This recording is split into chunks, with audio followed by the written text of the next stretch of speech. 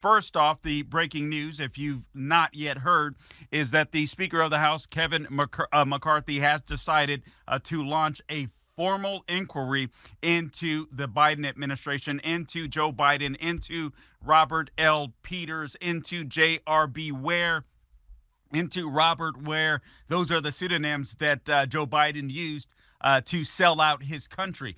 So that is great breaking news, in my opinion. That does not mean that there will be a formal impeachment, but an impeachment inquiry will allow the House to dive deeper into some of the material that the Biden administration and all of his cronies have been attempting to hide.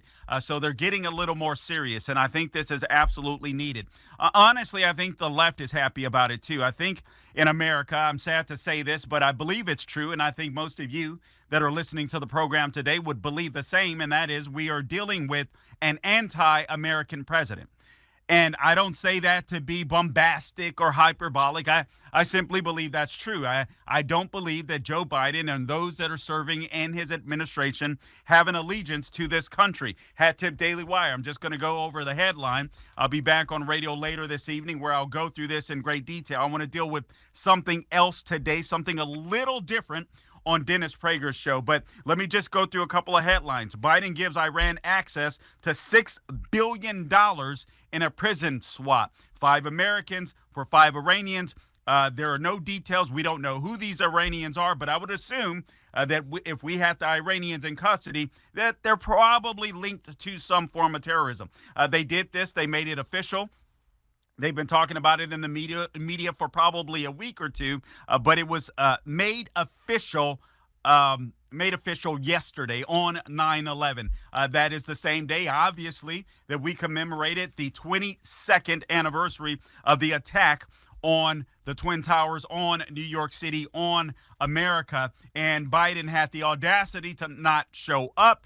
He sent Kamala Harris there, where she stood between the nanny of New York, Governor Hochul, and Mayor Eric Adams. I'll talk to you about Mayor Eric Adams some, both in this show and later on. Very, very important. I want to offer this to you today.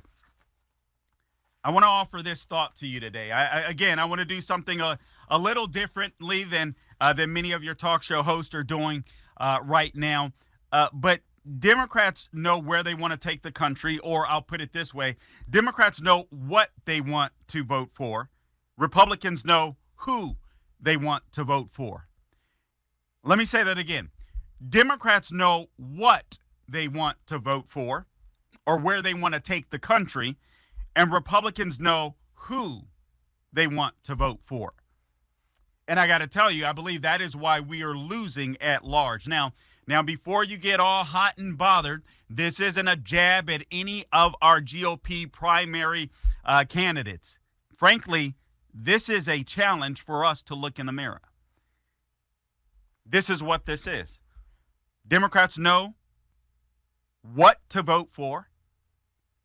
Republicans know who to vote for. That's why I'm convinced even if we do win an election, unless we have a cultural mind shift change in the United States of America, we will be this very same country within just a matter of years, and perhaps even worse off, because I do believe that pendulums will swing, or the pendulum will swing the opposite way. I do believe that rugged individualism is going to make a comeback, or at least I'm praying that that is the case. And we'll talk.